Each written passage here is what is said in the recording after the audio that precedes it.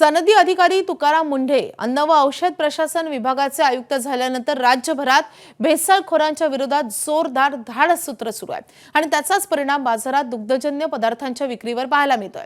याआधी बाजारात पनीरच्या नावावर पाम ऑइल आणि चीज पासून तयार केलेलं एनॉलॉग पनीर विकलं जात होतं, मात्र या एनॉलॉग पनीरला पनीर म्हणून विकण्यावर अन्न व औषध प्रशासन विभागाने बंदी आणली आहे आणि यामुळे नागपूरमध्ये शुद्ध पनीरची मागणी वाढली आहे। सोबतच इतर दुग्धजन्य पदार्थांची ती स्थिती आहे।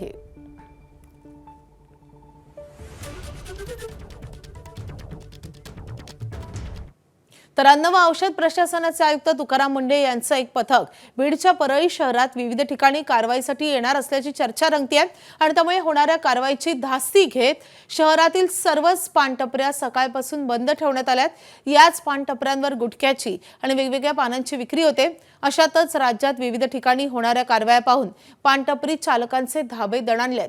परळीत तुकाराम मुंढेंचं पथक आल्याची चर्चा होताच या सर्व पानटपऱ्या बंद दिसतायत।